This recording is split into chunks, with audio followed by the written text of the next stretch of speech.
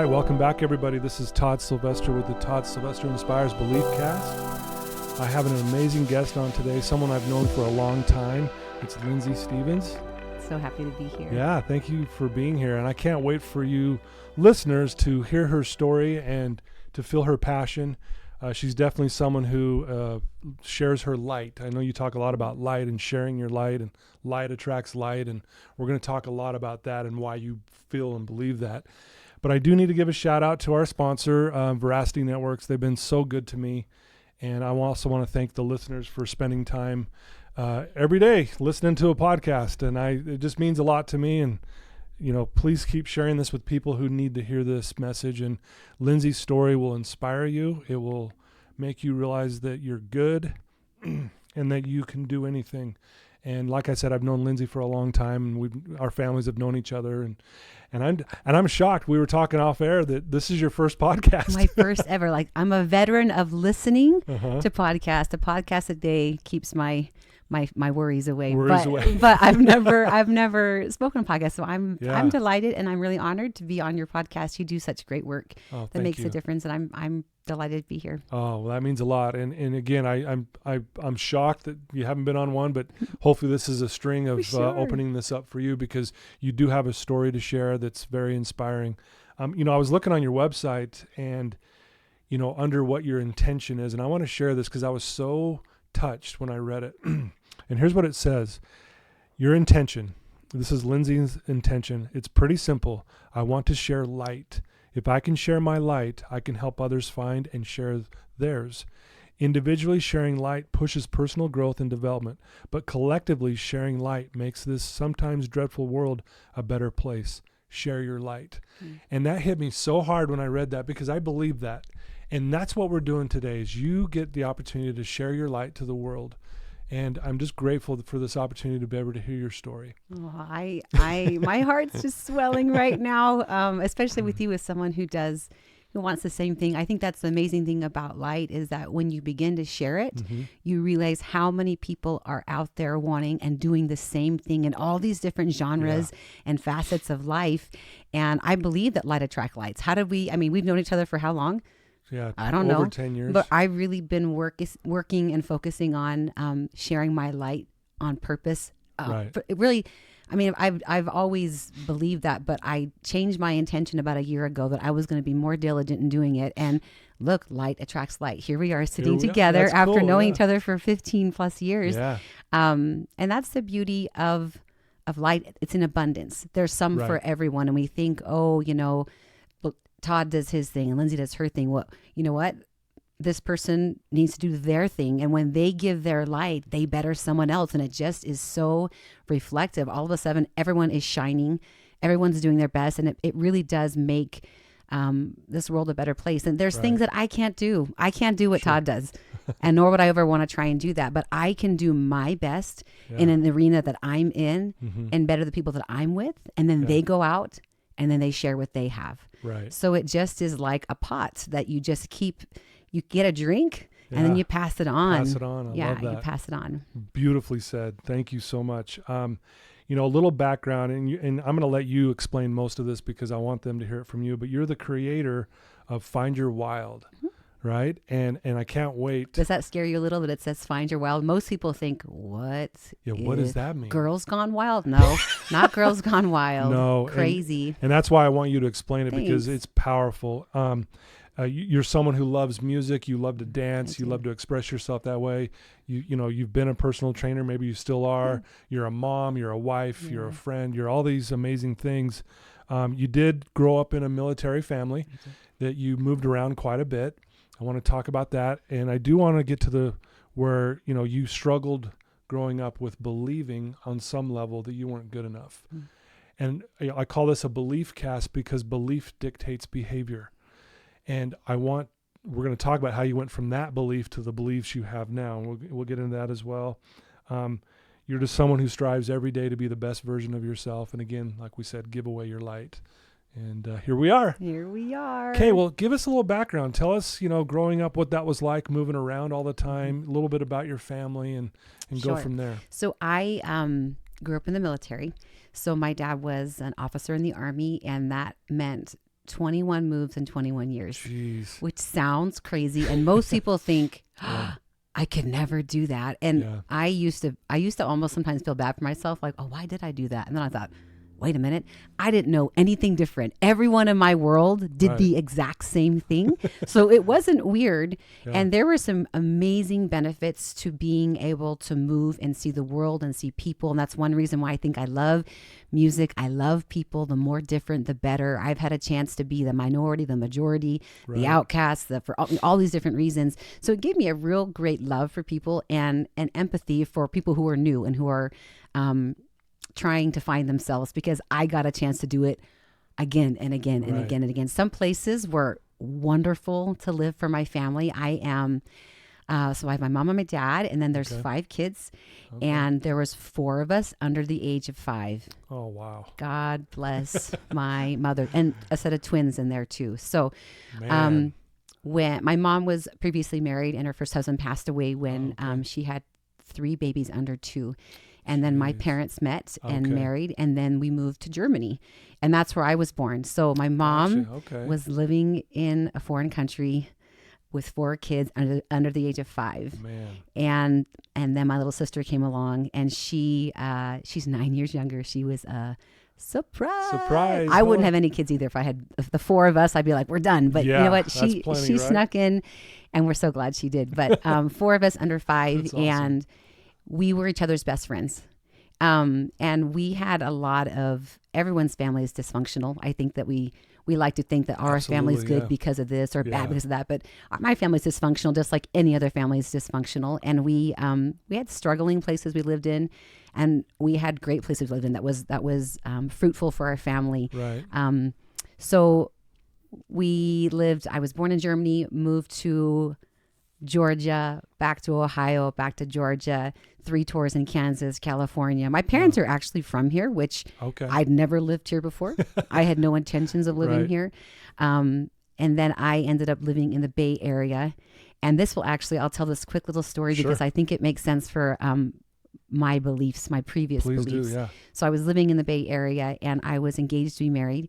And I felt like I was doing all the right things. I was making these great decisions. But in the back of my head, I mean, if you're going to question something, please question the person you're going to marry. Right. But I thought to myself, no, this is right. On paper, everything looked great. Well, Right. 10 days before I was supposed to get married, my fiance at the time had said, these were the words, I just can't see myself being married to someone like you. Really. And 10 days before. 10 days before, which, listen, it was the best thing. That was the kindest thing he ever did for me, Right. for sure. But I was thinking, Well, at the time, you though. couldn't have told me Right. this like 4 months ago before we sent out Right. all these For sure. invitations, But I knew deep down in my heart, I didn't trust myself. It wasn't Yeah. right. It wasn't right. So when I moved to Utah, my 21st move, I moved to Utah like a puppy with their tail between their legs. I was so embarrassed. My cute dad had to be Right. like, hey, thanks, the wedding's not happening. Yeah, now you have to explain Yeah, everything. and I was Yeah. really embarrassed for myself because I knew better Yeah. and I didn't listen. I Yeah. kept pushing it, thinking it was going to work. So I moved here to Utah. My parents were living up north in a little town called Mountain Green. Okay. And I stayed in bed for a month and didn't shower and was Wow. so sad. I was Yeah. so embarrassed, Yeah. And my parents were like, you've got to get out, go to school, shower, whatever. You can't Right. be here anymore. And so Right. I was avoiding life. And so I went to the University of Utah, and within 6 to 12 weeks, I met my husband now, Oh, which really? I would never have met him, obviously, if I'd married, Right. gentleman A, Yeah. who actually lives in Utah now randomly, but I would never have met him. But that did play a very big part in my belief of how I felt about myself. Right. It was kind of a hit, but in the long run, it was the most kind gift ever because it pushed me to find out who Yeah. I really was, Yeah. what I really deserved, and what I really wanted. So Yeah. that brought me to Utah. I've been here since 2002, and my husband Mark and I have been married for 17 years. 17 years. Congratulations. Yeah, it's That's awesome. wonderful. He's Yeah. He's the best. I love him. Well, I want to point out, and I love that you said that, it was actually the best thing that ever happened to you at the time, because I mean, in the moment you're probably like, this is the worst. Like, why is this happening? But you look back and look at all the blessings that have come from that particular thing. And one of the things I share with my clients all the time, that life happens for us, not to us. So, I mean, that's a perfect example of how it happened for you. Here's a gift. I can guarantee you, if I had married him, I would tell you where I'd be right now. I wouldn't be sitting with awesome Todd right now. I'll tell you that. I would be a wreck. And I've seen people that have done it. They've forced their hand in what they think should happen instead of letting go and giving into the flow of life, which is really scary to do. It was so humbling for me. And it really, I don't want to say it forced my hand to do anything, because I think you always have a choice to get on board or to get off. And I stayed on the train and thought, I'm going to figure this out. I'm going to keep with it. I'm going to keep trying. And it really was the most kind thing he ever did for me, was to break my heart. And that is, I know people out there have had those feelings, and it's really difficult at the time, but those moments allow personal reflection and growth. And based on some things that had happened, I would have locked myself in a box and never been able to grow in that relationship. I can just tell you that now. But my husband now, not now, my girls always say, Mom, your ex-husband. I was like, I was never married, but they get confused. Yeah. They don't know what that really means. What does that mean? My husband, Mark, supports everything that I do and loves everything. He always just he says, Lindsi, just go do Lindsi. Go do whatever it is you need to go do. You need to go do that, and supports me. And we have such a great, I didn't know this kind of love. I didn't know this kind of happiness even existed based on what I saw growing up. We have very different families, and his family is amazing and awesome. My family is amazing and awesome, dysfunctional in very different ways. And we love them. We love them. Sure. We kind of joked around growing up that, like, my family, it was like Jerry Springer meets Brady Bunch. and I wouldn't change any a minute of my growing up, moving around, losing friends, making friends, being an outcast, being unengaged. I wouldn't change a thing. I wouldn't change a single thing about what happened to me growing up. Any mistakes I've made, not one. Wow, that's awesome. Well, and that's a beautiful thing to have that perspective now, for sure. Let's talk about, obviously growing up, you had this belief that, and I don't know how ingrained it was at the time. It sounds like it was very challenging, where you believed you weren't good enough. Yeah. Let's talk about how that started, and let's get into that part of your story. Yeah, I think, so I have 2 twin sisters that are a year older than me. Well, they're like 17 months older than me. And, I don't believe it's anything anyone ever particularly said. I just began to notice how I was a really thin little sticky little kid, and then I started having changes. And I think actually looking back, moving around, it made me really outgoing and social. But I think there was actually some emotional challenges that I didn't realize until I'm an adult, that I think that I began to kind of use food as a numbing agent. As a way to because, bit, we did move a lot, but like I said, there was way more benefits to me now than that, So I think that I started to use food as kind of a numbing agent. And then when puberty hit, it was, I had a permed mullet. I'm just going to tell you, it was not. Wow. It was not. I will show you. It'll make your day. You'll think nothing's as bad as having a perm mullet, Lindsi. So I did. I was awkward, and in my mind, what I saw, this is not reality. This is what I saw, and I can look at that. I had twin sisters who, at the time, twins were like, woo, now everyone you got to have like 8 kids to be, quadtuplets or something to make a big deal. Twins are no big deal, but at the time, twins were a really big deal. So my sisters were, in my brain, what I saw, they were beautiful, and they were thin, and they were tall. And when we moved somewhere, it was like, have you met the new family? And there's twins. And it kind of got the attention. It kind of got in my head, like, oh, okay. And I didn't necessarily put myself out there either. This is actually a funny / sad story. We had all shared a car in high school, like, most kids do. And my sisters and I were driving home, and they had a friend in the front seat that they were giving a ride home to. And I'm in the back with my other sister, and this girl turns over and says, "It's really nice of you to give this girl a ride home." And we had been going to, this was like spring. We had been going to school for like 6 years, and they go, that's our sister. And they're like, what?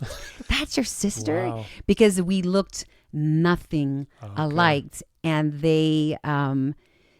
I chose to be in the background. And I kind of, honestly, I felt like I was a little wart. If I could explain anything like, Like, oh, here's Lindsi. And this is like the sister. Sidekick Lindsi. Right. Sidekick Lindsi. And I also think kids say mean things, and that's what happens. Like kids said things growing up, like, you know, you'd be really attractive if you lost like 25 pounds. Or, you know what, I'd like you if you weren't so fat. And those things are kind of like plaque words. They're real, and they kind of stick with you as much as you hope they didn't. Did I ever share those things with my parents? Right. Never. I felt so shameful. I just buried them. Man. And then that's when you numb, is because you want it to just kind of go away. Yeah. And so I began thinking that if someone was thinner than me, they were automatically better than me. Wow. And I never shared that. I'm sure my parents would have been like, are you like, Lindsi, like, let's think about this. Yeah. But I felt so confident in the way I felt that you probably wouldn't have changed my mind either way. So there could have been someone who like, you know, held me at gunpoint, and I'm thinking to myself, are they a size 2 or a size 4? Like I was always assessing, and I was always judging other people because I was always judging myself. Gotcha. Yeah. So it's really heavy to do that. And I think, okay, so my challenge was weight, but I think that everyone has something that they tend to maybe lean on themselves too much about. And you find yourself even subconsciously thinking about it. Yeah. And so that's kind of where I found myself. So, and at what age are you at this time? Is this like junior high? This was high school. This was high school. Okay. Yeah. And I was a late bloomer. And then I did, you know, I wouldn't say got my health on track. I think I lost quite a bit of weight, and I actually ended up having a really successful and awesome high school, but late, like my junior and senior year. Yeah. Okay. And the fact that I was new was kind of, it played a part with me kind of blooming just because I was in a new school. So I had a chance to kind of start over again, which was nice. But then it went through college, and those same beliefs crept back up, and then weight would fluctuate, 50 pounds here, up here, down there. And then when I met my husband, Mark, was probably the first time that someone had challenged my way of thinking out of love instead of comparison or shame. And I realized that he really loved me because I was Lindsi. There was nothing else that he needed. And that was shocking to me, that someone could actually do that, because I think that I had been living in such a superficial world mentally for so long. I really couldn't fathom that someone could really love me because I was just me. Yeah. It was probably kind of shocking. You're probably going, is this really I almost happening? Didn't believe him. On the day of our wedding, I thought to myself, I don't know if he's going to show up. Like, I literally saw him and was like, like a relief. Oh my gosh. And he looked at me like, what's going on? I'm like, you showed up. And he's like, yeah, of course I showed up. Right. No, but it shocked me. It totally shocked me. Well, it makes sense too, because of what you went through before. I mean, even 10 days before that happened, I can imagine some of that, those same feelings were starting to creep up again, getting close to your wedding and on your wedding day. Like, and because I had gotten dropped so hard, and then I was so fortunate, I think the Lord just gave me low-hanging fruit with my husband and was like, let's help this girl out. Let's get her a really fantastic guy. And that's what Mark is. But I loved him, and I saw the potential for me and for him. That's why it increased my anxiety, because I thought, now, if he didn't show up, it would be the worst. Like the other guy, I knew it wasn't right. Right. And I knew, I knew, but it was like, the rubber band will snap back both ways. And so I was just kind of waiting. And I think that honestly, our first couple of years of marriage, I kept waiting for him to change. And it didn't change. And in fact, this is a funny story, and wives will appreciate this. And someone may cringe, but I'm going to tell anyway, because it tells you how much my husband loves me. So, I was after I had my first baby. So, and at this point, I've never worked out a day in my life, ever. Like, really? no. No one would know that now, No, right? well, that is the real truth. Like I had Sure. never, I done tons of yo-yo dieting and unfortunately taken, over the counter prescription, Right. and bulimia. Like I tried all the ways to do it. Trust me, Sure. the other ways to do it. Yeah. But I remember I had gained quite a bit of weight with my first baby, and my poor husband he's just so sweet. And he was giving me like a back rub, Mm-hmm. and I remember like he went to give me a back rub and like his hand must have gotten caught in like a side, like a fat roll. Oh yeah. Like, and I was thinking to myself, that is the most, in my brain, in the Right. place that was horrific. And it didn't faze him. And that sounds bizarre, but that was a moment Yeah. it snapped. And I thought, he doesn't care. Why do you waste your energy, Lindsay? Why do Yeah. you care so much? So it wasn't until I knew, and unfortunately it wasn't me loving myself first, it was him. Right. He had and has 100% unconditional love. Oh, that's amazing. And that is what changed me. Wow. So just knowing that he loves you for not how you look, but for you as a person, Right. who you really are. Wow. This was right around after you had your 1st child? So that would be like 14 years ago. 14 Yep. years ago. Yep. So you have this kind of something clicks. So what happened then? Like, did you start like believing more in yourself at that time? Did you start, having more confidence in what you were doing? How did things change? Well, I think what happened was I was sick and tired of being sick and tired. Yeah. I was just so exhausted. And you think, at that time it would have been probably 15 years of just berating yourself mentally. Right. And finally I was at a point where my emotions were really level because I was in a great relationship and a husband who wanted the best for me and wanted me to be my best and do my best, that he supported me enough that I felt like I could take the first step. And the first step Right. was, I had never been in a gym in my life. Like I had never done that before. Yeah. And that was super scary. Like I can relate to people who say, I've got to get in shape before I go to the gym. And that literally breaks my heart that people feel that way. Because one reason why I loved the gym was because I felt connection with people. And I took every class that was ever offered, known to man. And I met as many people as I could because I love people.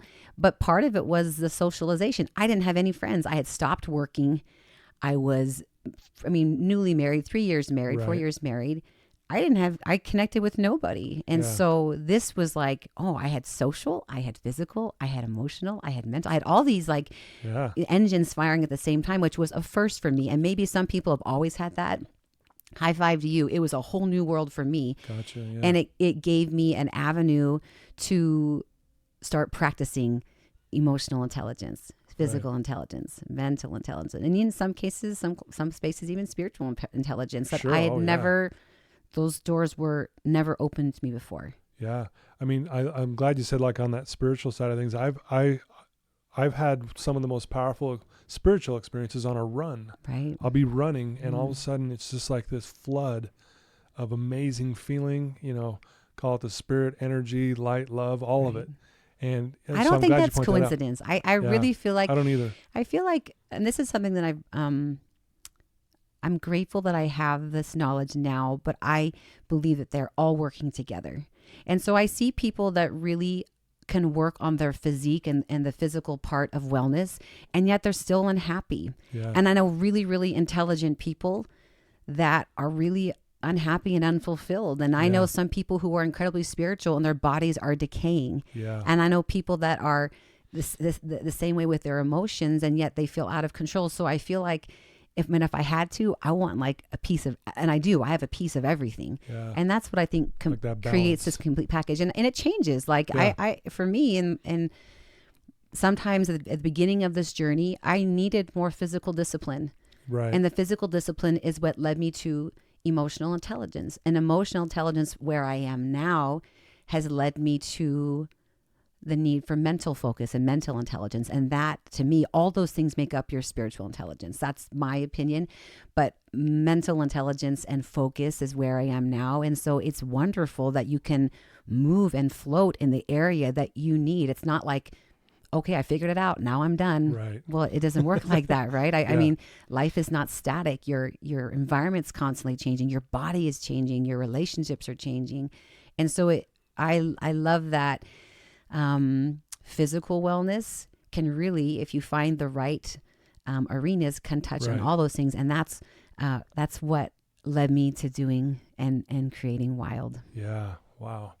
That's so cool. And I'm glad you shared that, because I think a lot of the people who listen to this podcast are actually they're struggling with some of those areas, if not all of them, Sure. in finding that balance. And so it's neat to hear you say this. And I want to get more into that too. So, you're doing something pretty amazing right now. You created this, it's called Find Your Wild. Yeah. Let's let our listeners know what that is and what that's all about, because I think even on your website, you have a hard time explaining exactly what it is. It's really challenging. And here's but it's amazing, listeners. This is cool. Thank you. Seriously. I've always done things kind of backwards in my life. I've gotten to Z and worked my way back through A. So I've taught group fitness for years and been fortunate to do that. And I had started teaching this kind of dance class without really any kind of intention. But after like year 5, I'm like, in the fitness world, 5 years of a class is a really big deal, because that's always trending something new. Right. And I thought, wow, these people are still coming. And I was actually really surprised. Like, if I wasn't teaching, I don't know that I would still be coming, but I'm teaching it, so I'm going to show up, right?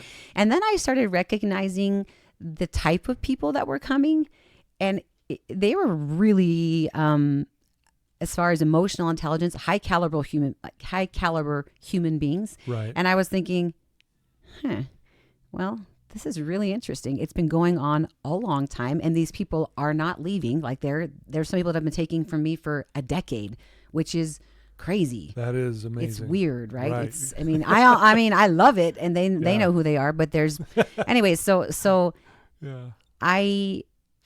again, my darling husband, I'm feeling lots of gratitude for him today too. Anyways, shout out to her husband once again. I know. This is all about him today. Oh, I think I've talked to him 25 words this week. I was just saying that. It's hard, but he kind of gave me a gentle nudge as a Christmas gift last year. He just said, you know what? I think that you should trademark this. I think that you should make it. And I was thinking, I don't know how. That's so overwhelming. And look what I'm competing with. And I had led with limitations. Before he could even get it out of his mouth, I was already thinking why it was not going to work. Really? This is not going to work. Mm-hmm. Licensing, music, and it's just, and I was, quite honestly, I was really successful not having to do it that way. Right. But he just said, I'm giving this to you as a gift, so you can do with it what you want. But it's here for you if you want to do that. And at the same time, I was also, I have been fortunate enough to have a second studio find what I was doing. Yeah. And I'm sure everyone listening knows that every facility you work out at has their own different culture. Like, it's like, you work out here, it's like this. And it's just different. And so I had been fortunate enough to find, or another studio to find me. And they were definitely a studio that was based on mind, body, wellness. And so just being a part of that, and then my husband gifting me this opportunity to push this a little bit more, I thought to myself, what if I did? Like, it scared the bejeebies out of me, and I had no idea what I was doing. The great thing is I had the content. I already had created the class, which is a dance fitness class. And we'll talk more about what it really is. I'll get to that. It's kind of, it's hard. But I set an intention last August. I said, okay, the name is not right. I had been calling it by a previous name, and I said, this is not the name I want. This is not the intention I want. So I set an intention. It was what you'd said. I want to share light. Wow. That's what I want to do. And crazy, like, I could give you dozens of things that happen. I launched this in a matter of 10 weeks. That's websites, videos, photos, testimonials, licensing. It was crazy how the universe was like, we need this. Like, get after it and get it done. Do it. And I did it. I launched it on my birthday last year. Really? Yeah, on my 39th So birthday cool. last year, which was just last What a great September. birthday It was present, the right? best. It was the best. And it took people a while. They weren't super comfortable with it. But when I changed the name to Wild, I really opened up the ability to make it exactly what I wanted it to and to stop comparing it to what other trends were doing. I could focus more on emotional intelligence, on consciousness, on meditation. And that's all happening, but then we're also dancing. So it's like this, it's this morph, this hybrid of, I kind of feel like it's like the crazy cousin of yoga is what I feel like. Like Right. they have a lot of the same centering values. Yeah.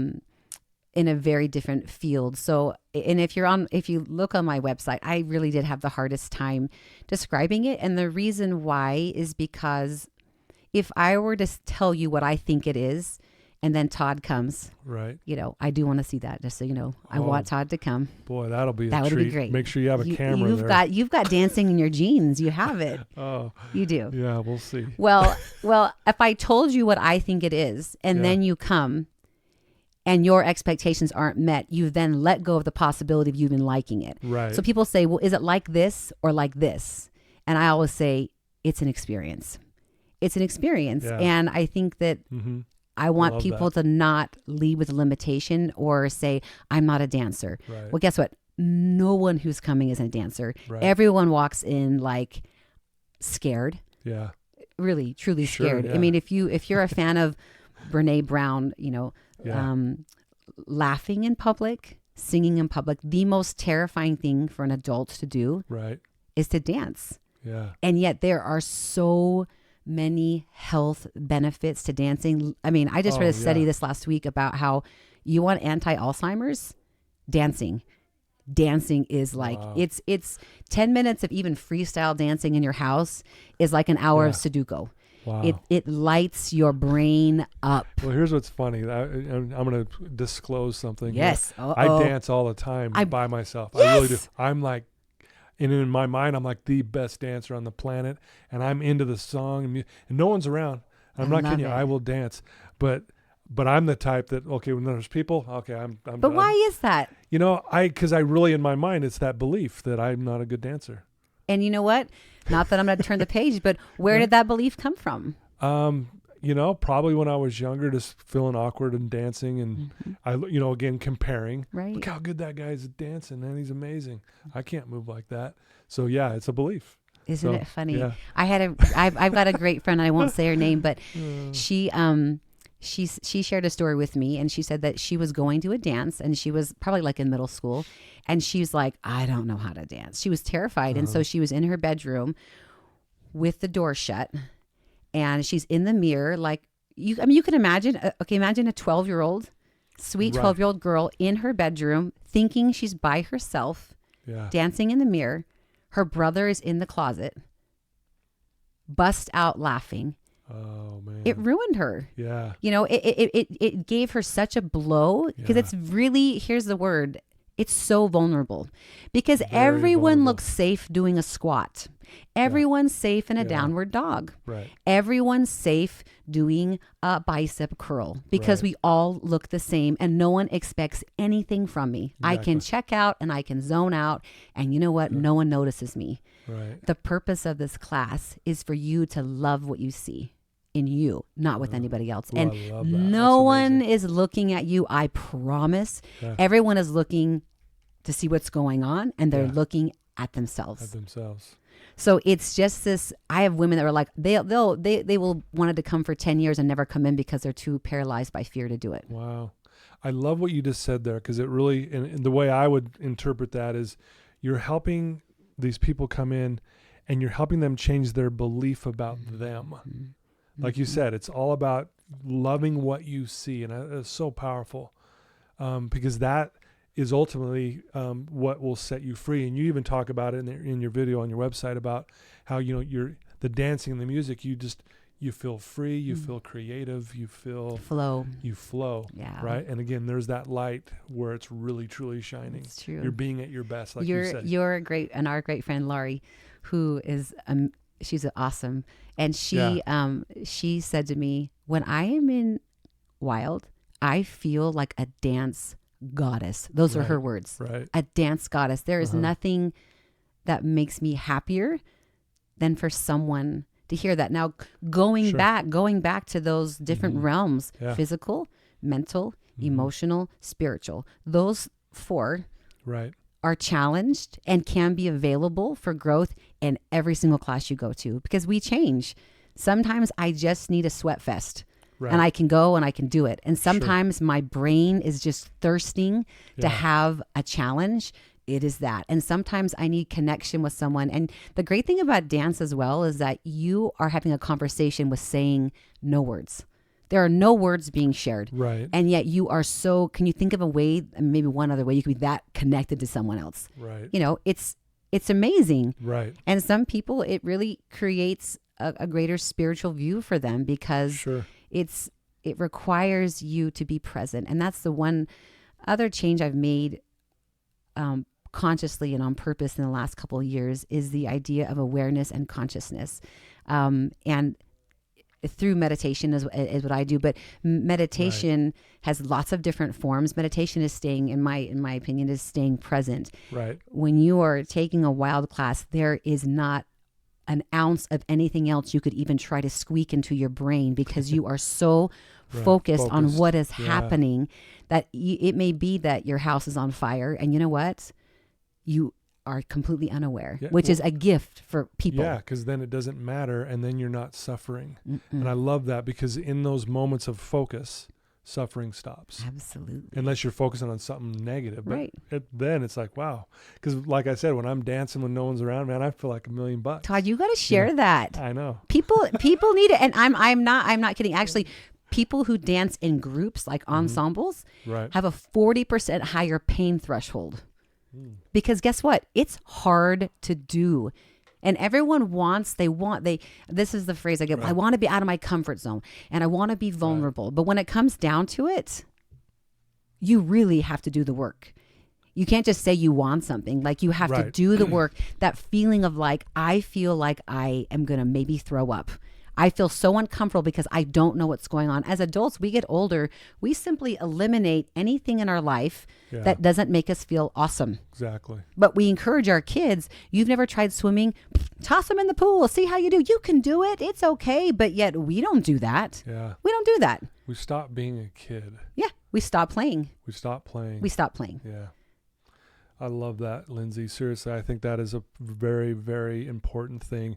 And, you know, it's one of the things I'll say even to my own clients. You can do anything. You can put your mind to it. You can achieve anything. Just go do it. Put some effort. May not work out exactly, but it'll eventually be something that you're like, wow, look at me now. There's always a progression. And I think even when you feel like I'm not a dancer, or I don't know how to write a song, or I don't, whatever, you know what? If you just start, that's the hardest thing. People think just start something. They see an end product, and I know people are being kind, and they'll say, I just want to be able to move like you. And it really does kind of hurt my heart, because I don't want anyone to move like me. I want them to move like them. I want them to find their vibe and find their presence and find their light. And when I tell them that, they stop and they think, oh, you know, and if you can even just say, I'm going to try. If you try, you are better off than you were than looking outside the classroom and thinking, gosh, I would wish I was in there. Even if you try for one song. Right. Yeah. Great. Yeah. You jump off. I love feeling awkward and weird. Like, I like to take classes and do things that I have no idea what I'm doing, because that process to me, it literally is like a rush for me to try and figure it out. But that took me a long time to get there too. But I think that light attracts light, and the people that take this class are people who are driven by that. Yeah. They're not afraid. Right. They're not afraid. And even if you are afraid, if you're with a group of people, there's one person who's unsure and 19 who are sure, guess what the outcome is going to be? Yeah. You're going to pick up what they're putting down. Exactly. And you're going to get a piece of that. Yeah. That's so cool. Very well said. I love that. So, you know, you've been doing this for the wild thing for wild thing, right? Yeah. There's so many good things to say. Yeah, wild thing. There we go. Well, I think wild child. I get all kinds of things. I also think that people they look at the fact that it's a dance class and they think wild, and I really truly feel like some people are like wild, like out of control, like without temper. And it's actually the total opposite. Wild to me means being free. Like if you could be a wolf or a dog, what would you choose? What would you choose?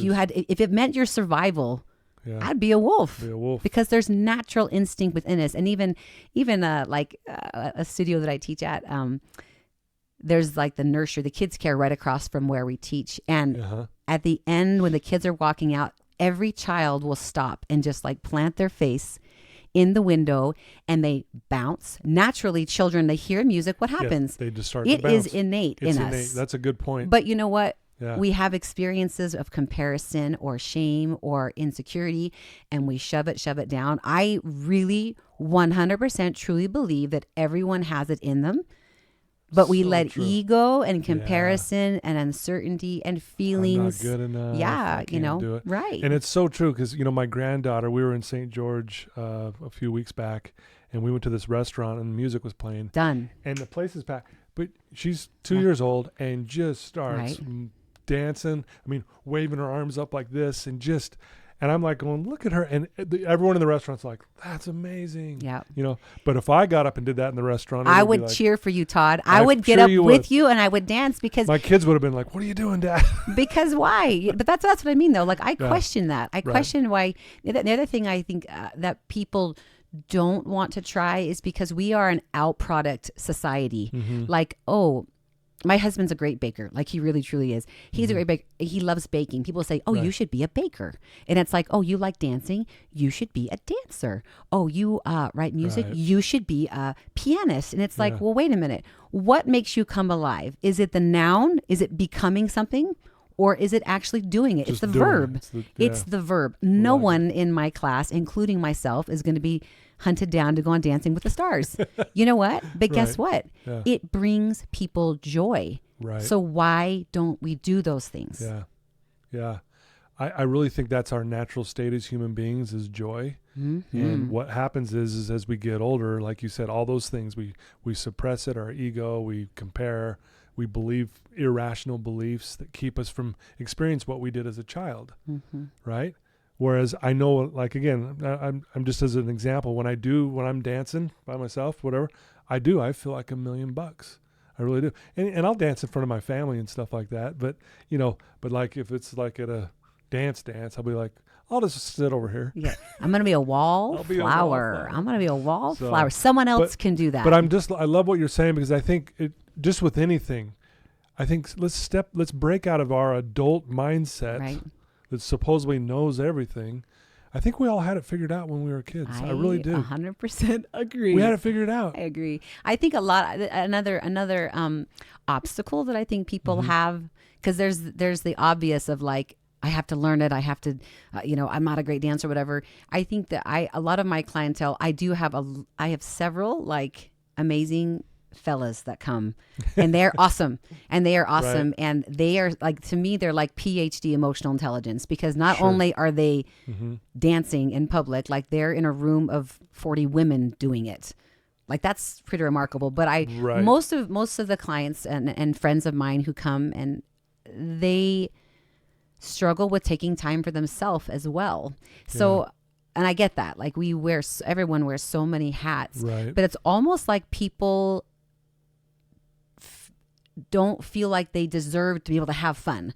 I shouldn't be able to, because I'm so busy. I don't have time for that. Right. I don't have time for fun. I don't have time for, foolery.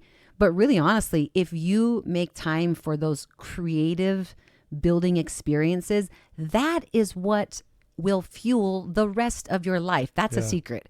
People think, you dance for an hour. I've got a friend who like literally quit a job because they changed her schedule. She's like, no, I got a dance class on Monday mornings. I said, no, you have to. She's like, wow. I'm out. Because that is what gives important. What, but it's creative and it's connective and it's reflective and it's inclusive and it's all the things you want to have in one space. So of course, of course that makes sense. But we tend to cut those things out because the world says, oh, it's dancing. Right. Okay, well, that's not important. You should be organizing, your winter bins and what I know it's not like that. If you want to have creativity, you have to practice creativity. Right. If you want to have flow, you have to practice flow. it doesn't just, you can't want it. You have to actually do it. And the crazy thing is when you do it, it becomes effortless. Yeah. And then it's a part of all of your life. Yeah. All of your life. So as you're doing this, what's maybe one of the best moments you've had doing this? Oh my I know that's a big question because there's many, but even if you share just one of them, like something where you look back and go, man, that moment I'll never forget, kind of thing. I'll say this. There is something that happens every class. I teach 5 classes a week. Mm-hmm. There is a moment that happens every class that makes me think I am so grateful that I get to be here right now. Right. Because someone will share something with me. Like, Yeah. I mean, I could tell you hundreds of stories, literally, that have changed people's lives, not because of me, but because we've been able to create this space that people feel safe and they can be themselves. Yeah. And that connection piece you keep talking about. it is, they feel connected and they feel safe. Yep. You wouldn't go into, I mean, you pretty much gave the perfect example. Yeah. You dance by yourself because why? You feel totally safe. Yeah. You wouldn't do that somewhere else. And so Right. my responsibility is to create a place where people feel safe. And also I know them so well that I know how to give them a little bit of a gentle nudge, whether it's they dance with their eyes down the whole time. Look up, you wouldn't believe how hard it is for people to look at themselves in the mirror. That's your challenge at home, Todd. Okay. When you are home, look at yourself in the mirror by yourself while dancing and see what kind of feelings that brings up. I will promise you this. I'll give you this promise. I will show up to one of your classes. Bam. And that is a big step for me. I'm telling you, but because I'm all about teaching people overcoming their beliefs. And Right. here I just exposed one of mine. I love it. And here we are. I think, okay, thinking about a great moment for me, and I wouldn't call it monumental. It's something that's really simple. There is a woman who since she's moved to St. George, but she was at a class of mine, and she had a baby recently, and she had been struggling with her image, her Sure. self-image, and Right. I knew that, and so a little bit of, I saw who I used to be when I looked at her, and I Gotcha. think that You can relate with it. so much Yeah. empathy. Like I get it. I totally get it. And so this is something kind of silly, but it was like we were doing some giveaway in class or something. And it was like a bath bomb or something. I had something silly, something really silly. Right. Yeah. But I just was like, all right, whoever can just let their light shine, whoever can just give, like, you got a nice soak waiting for you at home. And I saw her, and it's so crazy because you will literally see someone's countenance change Yeah. when they feel good about themselves. And I saw her, was she on beat? She No. wasn't. Right. Was she a perfect dancer? Right. No, she wasn't. But I saw so much of who I was in her that there was no one else in the room I could even look at. My Right. eyes were just affixed on her because she had a personal breakthrough, and I gave her a little prize. She wept because Wow. people just want to be seen, and they want to be seen being their very best selves. And I get to see that literally every day that I Wow. teach. There's never a class where it's like, well, that was fun. No, I mean, one happened yesterday. A friend of mine, we begin class in a reflective and aware state, thinking about our breathing, and really it's meditation, a few moments of meditation, setting an sure. intention for why you're Yeah. here, because I think fun is cheap, and I don't have time for fun. Like, it's not enough for me anymore. Right. I need to have all my cylinders firing. And so I ask people, what their intentions are. We set an intention. We'll do some gentle stretching as well, but we always end class with meditation and silence as well, just to solidify what we've learned, how we Yeah, felt, and kind of like that. reflect on how it was. And that's cathartic for people. And just yesterday, someone, we're cooling down, and I hear, Oh, you know, yeah. someone's sobbing, and Yeah. that's actually totally normal. It happens. Yeah, I would I bet can every imagine. class I it bet. happens, I because you are so in tune with your spirit and with Yeah. your heart and yourself. I look at it as you're saying this, as it's a reminder of who we really are at the end of the day. And that's powerful. Again, like I said, we had it figured out when we were little. We really did. We let so many things get in the way. Oh, that's amazing. So if someone who's listening to this would like to be involved or get involved with your class and to reach out to you, and even if they just want to ask you a few questions, how would they do that? What's the best way to do that? Okay, so I have the website you talked about, which is findyourwild.net, and that spell that out for us. Find FIND. Oh, good call, Todd. I'm going to back that up. Hold on, let me try it again. Okay. FINDYOURWYLD.net. So wild is with a Y. Yes. Thank you. Thank you for that. I appreciate it. No, I just wanted to make sure that people get to you. I think that's the best place to start. Just so you can kind of get, like you said, you really can get the vibe of what it's all about. Yeah, you got a couple really powerful videos that just kind of spell it all out, and it's so professionally and well done. Oh, thank you. And again, it shares light just watching it, so it's beautiful. That's wonderful. And then we're on IG as well. Find.your.wild with a Y at Instagram. And then my contact information is on there. If you ever want to come and try, really truly, anybody here, if you're in Salt Lake or in town, my information is on there. I would love for you to hit me up. I can make it happen either way, just to have the experience and to maybe open your eyes. Some of the greatest things that are out there haven't been invented yet. And so for me, this wasn't out there and I really wanted it. And so sometimes you just got to create it yourself. Just got to do it. And so you don't know till you try. And I would love for anyone to come and give it a shot and know that it's a place of growing. And it's a place of safety and creativity. And I think that those are things that can only bring goodness to your life. Okay. Making your life better. Wow. Awesome. Well, I encourage all the listeners to definitely reach out to Lindsi. She's an amazing person, as you can tell already. If could you give some advice right now to someone who might be listening to this, who is struggling, like truly feels like they're stuck and they don't know what to do? What would you tell them? I would tell them that, one, we all have been there. Right. We all have been there. And I believe that we have all the answers we need that are already within us. I really believe that. And I think, breathe. Yeah. I'm not going to tell you that my class is going to solve anything for you, because it's not. I think the most important thing that I've learned is about living aware and living consciously. Okay. And when I make space, quiet time, silence, when I make silence, there are answers and feelings that are already within me that are just waiting to come out. And when I make time to do that, they all of a sudden will manifest themselves in my life. And I don't think that there's Jesus, right? But I don't think there's anyone I'm gonna hitch my wagon to. That's gonna be like, yep, they have my answers. They're my sensei. I get filled from, like Todd Sylvester's podcast. I go all over and find what's right for me, and I believe in flow and believe that the things I need are gonna come into my life. Yeah. But I believe that silence is an answer. For me, it is. Silence is an answer. I love that. It reminds me of a quote. I hope you don't mind if I can share this. Please. It's by Ganilian Norris that says, within each of us, there is a silence as vast as the universe. And when we experience that silence, we remember who we are.